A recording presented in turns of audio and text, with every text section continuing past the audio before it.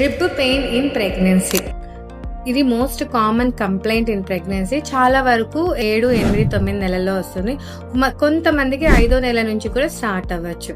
కారణం ఏమి అంటే పొట్టలో బేబీ పెరుగుతూ ఉంటుంది. సో ఉండే స్పేస్ అంతా బేబీ ఆక్యుపై చేస్తుంది. సో ఇలా ఆక్యుపై చేయడం వల్ల రిబ్ కి మూమెంట్ కి ప్లేస్ ఉండదు. సో రిబ్స్ స్టిఫ్ అయి పెయిన్ వస్తుంది అనమాట. At the same time hormones కూడా చాలా హైగా ఉంటుంది ప్రెగ్నెన్సీలో. ప్రొజెస్ట్రాన్ హార్మోన్ వల్ల జాయింట్స్ అని కూడా కొంచెం లూజ్ అవుతాయి అనమాట. మరి ఈ పెయిన్ వస్తే ఏం చేయాలి అంటే, పెయిన్ వస్తే కొన్ని స్ట్రెచ్ ఎక్సర్సైజ్ చెప్తాను. స్ట్రెచింగ్ ఎక్సర్సైజ్ అప్పర్ బాడీని సైడ్ వేస్ కి మూవ్ చేయాలి. At the same time suppose left లో పెయిన్ ఉంటే రైట్ సైడ్ వంగి లెఫ్ట్ ఆర్మ్ ని తలపైకి పెట్టి అలాగే 2 minutes హోల్డ్ చేసి డీప్ బ్రీతింగ్ ఎక్సర్సైజ్ చేయాలి. మళ్ళీ రిలాక్స్ అవ్వాలన్నమాట. ఇలా రిపీటెడ్ గా స్ట్రెచెస్ చేసుకోవాలి. అండ్ కాపరం పెట్టుకోవచ్చు. వేడి నీటితో కాపరం కూడా పెట్టుకోవచ్చు. టమ్మీ పైన కాదు, ఎక్కడైతే రిబ్ పెయిన్ ఉంటుందో దానిపైన కాపరం పెట్టుకోవచ్చు.